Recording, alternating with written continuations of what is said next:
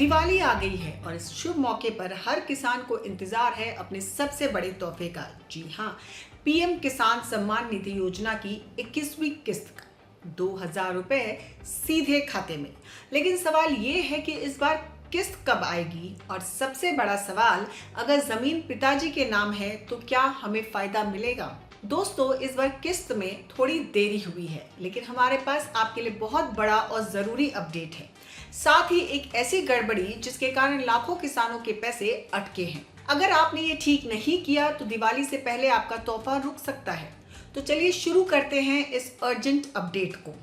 सबसे पहले बात किस्त की तारीख की। सरकारी सूत्रों और मीडिया रिपोर्ट्स के मुताबिक भले ही इस बार थोड़ी देरी हुई है, लेकिन पूरी उम्मीद है कि सरकार 20 अक्टूबर तक किसानों के खातों में 21वीं किस्त की राशि ट्रांसफर कर सकती है। यानी दिवाली की खरीदारी से ठीक पहले 2000 का तोहफा आपके खाते में होगा। हालांकि 4 राज्यों उत्तराखंड, हिमाचल, पंजाब और जम्मू कश्मीर को पहले ही बारिश और बाढ़ की वजह से एडवांस में किस्त भेजी जा चुकी है।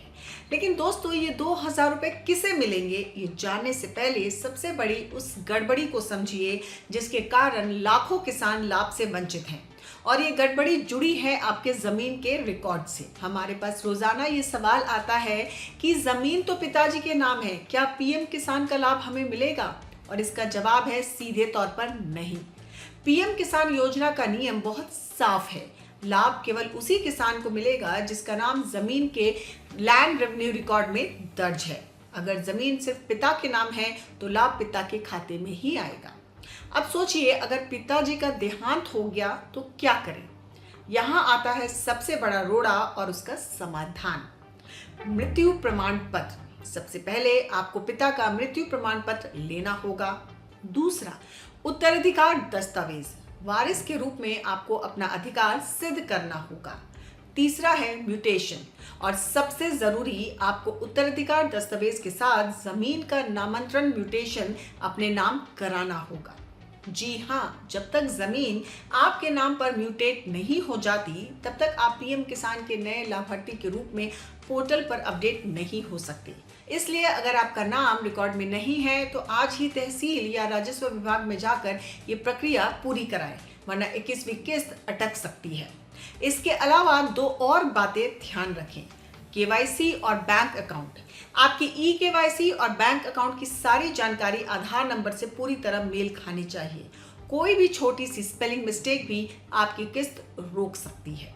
बैंक अकाउंट का आधार से लिंक होना। सुनिश्चित करें कि आपका बैंक अकाउंट आधार सीडिंग से जुड़ा हो। और अब अपनी किस्मत का स्टेटस कैसे चेक करें, ये बहुत आसान है। पहले pmkisan.gov.in पर जाइए, बेनिफिशियरी स्टेटस पर क्लिक कीजिए, अपना आधार नंबर या मोबाइल नंबर डालिए। अगर आपकी स्क्रीन पर सब कुछ ओके दिख रहा है तो समझ लीजिए दिवाली से पहले 2000 आपके खाते में आने वाले हैं। किसान भाइयों, जमीन रिकॉर्ड की ये गड़बड़ी आज ही ठीक करें। ये इस योजना का लाभ लेने का सबसे जरूरी कदम है। तो दोस्तों, ये था 21वीं किस्त और जमीन के नियमों पर सबसे बड़ा अपडेट। इस जानकारी को ज्यादा से ज्यादा किसानों तक शेयर करें ताकि किसी का भी पैसा ना रुके। अगर आपको हमारी रिपोर्ट पसंद आई हो तो बने रहें हमारे साथ, क्योंकि खबर के हर चौराहे पर पोस्टमैन आपको मिलेगा सत्य के संदेश के साथ। जय हिंद, जय भारत।